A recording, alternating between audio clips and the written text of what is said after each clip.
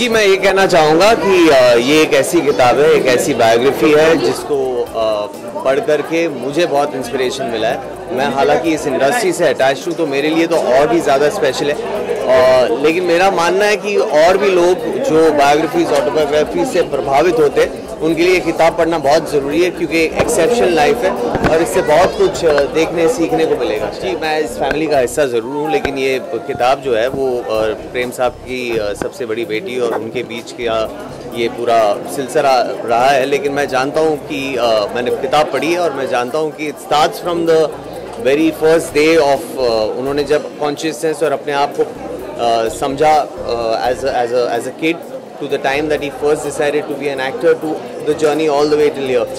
So it's quite nicely kind of covered, and the best part is it's mostly in the first person. मतलब प्रेम जी के words में ही ये पूरी किताब लिखी गई है, तो you get to hear it from the horse's mouth. गुलजार साहब के लिए कुछ भी कहना मेरे लिए, मेरा ख्याल है कि I am not equipped for that because he is a wonderful achiever, and I really do not have words to say anything except that congratulations, and sir, we hope to get to see more wonderful work from you. जी बिल्कुल बिल्कुल, और एक किताब में एक किस्सा लिखा है जब प्रेम जी काफ़ी जाने पहचाने विलन बन चुके थे और अपने घर फिर लौटे थे, और उनके फादर ने पहले उनको मना किया था ये एक्टिंग वगैरह का करियर लेने के लिए।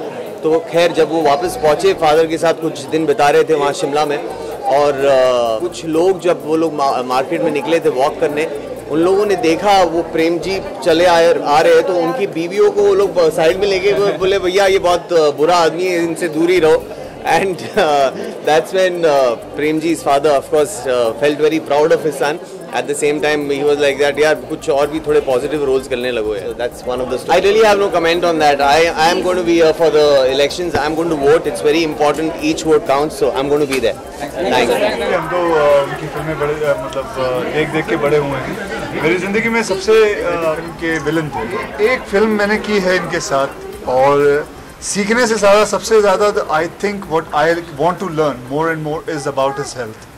मतलब जिस हिसाब से ये अपनी हेल्थ का ध्यान रखते हैं, मैं बल्कि वहाँ बैठ के भी वहाँ उनसे बात ही कर रहा था कि ऐसी क्या बात है, ऐसी क्या खास बात है कि अब तो जैसे बताया कि इस किताब के अंदर इनकी उम्र लिखी है, तो अब मैं बता सकता हूँ। हाँ, पर्दाफाश कर दिया है।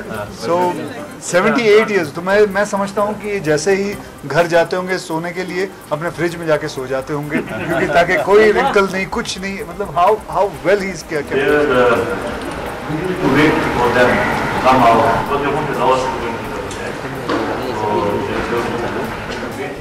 तो अपनी किताब में अपने बारे में बोलना, दूसरों की इज्जत का ख्याल रखते हुए, ये कमाल प्रेम साहब को है। इनको लैंग्वेज पे, जज्बात पे, ताल्लुकात पे एक इनका अपना है।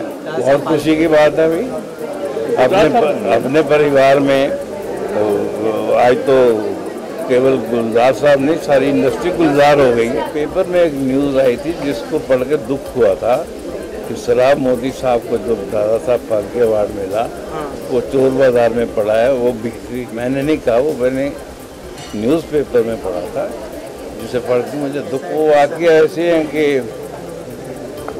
आज रात को इनका भी डाइवोर्स हो जाएगा, मेरा भी। हम लोग पूर्व और पश्चिम की शूटिंग कर रहे थे शिमला में, तो ये अपना बहुत टहलते वहलते से शिमला में पढ़ाई की, लड़ कर रहे होंगे, कुछ गड़बड़ कर रहे होंगे, इनको मैं पकड़ूँ रंगे हाथों। मैं पकड़ चुपके से पता लगा प्रेम साहब कमरे में, मैं दबे पाँव इनके कमरे में दाखिल हुआ। तो जानते मैंने क्या देखा? एक पलंग पे प्रेम साहब हैं और दूसरे पलंग पे कौन हो सकता है? इनके पिताजी।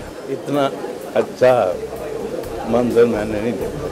बाकी जो दूसरे अवार्ड हैं वो भी सोच समझ के करते हैं। जब मैं उस खेल में हूँ ही नहीं तो मैं उसके बारे में क्या कह सकता हूँ। हाँ, हमें अवार्ड मिले थे,